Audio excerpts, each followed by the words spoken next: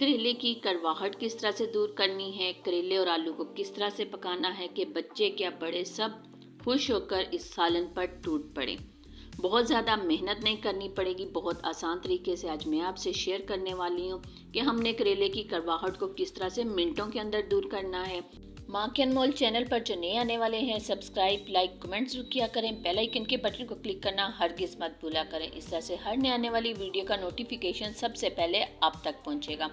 अब आपका ज़्यादा टाइम नहीं लेते, इस मज़ेदार रेसिपी को मिलकर बनाना शुरू करते हैं। करेले और आलू की सब्ज़ी को हम किस तरह से बनाएंगे। बिस्मिल्लाहिर्रहमानिर्रहीम, अस्सलाम वालेकुम। यहाँ पर हमने 1 किलो फ्रेश करेले ले लिए हैं। उनके ऊपर के हल्के हल्के जो छिलके से होते हैं उनको हमने रिमूव किया है। उसके बाद मैंने अंदर के बीज भी निकाल लिए हैं और उनके 2 पार्ट कटिंग किए हैं और उसके बाद मैंने इनकी बारीक इस तरह से कटिंग कर ली है। अब इसकी कड़वाहट को किस तरह से दूर करना है उसके लिए मैं यहाँ पर हाफ़ टेबल स्पून हल्दी पाउडर और 1 टीस्पून नमक लगाकर इसको अच्छी तरह से मिक्स करके कम से कम 2 घंटे के लिए आप इसे रख दें कि जब तक कि करेले अपना पानी छोड़ ना दें।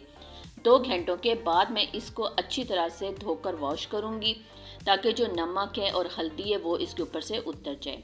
यहाँ पर इन्हें हल्दी और नमक लगाए हुए 2 घंटे हो चुके थे। 3 से 4 पानी अच्छी तरह से वॉश करने के बाद छन्नी में डालकर खुश्क कर लिया है।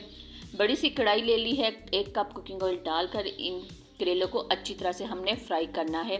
आपने इनको मीडियम टू स्लो फ्लेम पर पकाना है, लाइट कलर आने तक। बहुत ज़्यादा आपने नहीं पकाना, ओवर कुक नहीं करना, वरना वो असर वो तासीर करेलों में नहीं रहती जो होनी चाहिए। यहाँ आप देख सकते हैं इनका लाइट कलर आ चुका है। हमने इनको निकाल कर साइड पर रख लिया है। उसी कुकिंग ऑयल के अंदर, उसी कढ़ाई के अंदर हमने 4 अदद बड़े साइज़ के आलू ले लिए थे। उनको धोकर छिलका उतार कर उनकी आप देख सकते हैं हमने किस तरह से कटिंग की है। अब इनके कलर आने तक और आलू के पकने तक हम इसको अच्छी तरह से फ्राई करेंगे। आलू फ्राई हो चुके थे, हमने निकाल लिया। कुकिंग ऑयल को थोड़ा सा हमने कम कर लिया है। 1 टेबल स्पून साबुत ज़ीरा और साथ ही साथ थोड़ी सी तीखी हरी मिर्च का इजाफा करेंगे 5 अदद। 4 अदद बड़े साइज़ के हमने प्याज ले लिए थे, उनको स्लाइस कटिंग करके इसके अंदर डाल दिया है। इनके लाइट कलर आने तक हम इसको अच्छी तरह से पकाएंगे। जैसे ही प्याज का लाइट कलर आ जाएगा हम इसके अंदर 5 अदद बड़े साइज़ के टमाटर ले लिए थे, वो हम इसके अंदर डाल देंगे। आप देख सकते हैं कि प्याज का लाइट कलर आ चुका है और यकीन जानिए सिर्फ प्याज के अंदर जो हमने हरी मिर्च डाली है उसकी खुशबू पूरे किचन में महक रही है। 5 अदद बड़े साइज़ के टमाटर धोकर खुश्क करके रफलिंग कटिंग करके इसके अंदर डाल दिए। थोड़ा सा पानी शामिल करेंगे ताकि टमाटर नरम हो जाए। साथ ही साथ हम इसमें कुछ मसाले शामिल करेंगे, होममेड मसाले ही शामिल करेंगे, बाहर का कोई मसाला हम शामिल नहीं करने वाले। 1 टेबल स्पून हांडी मसाला नमक जाएगा, हस्बे सुध धनिया पाउडर, 1 टेबल स्पून हल्दी पाउडर, 1 टीस्पून डाल के इसे अच्छी तरह से पकाएंगे।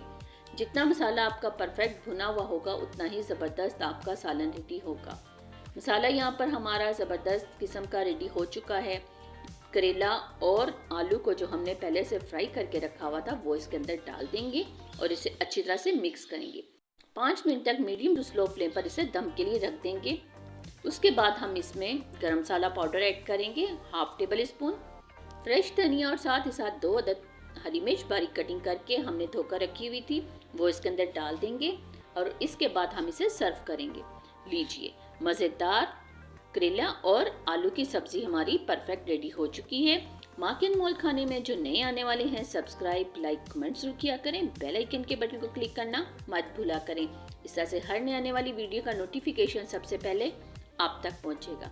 करेला और आलू की सब्जी को जरूर ट्राई कीजिएगा। बहुत ही मज़ेदार सब्जी बनती है और हमें अपनी दुआ में याद रखिएगा।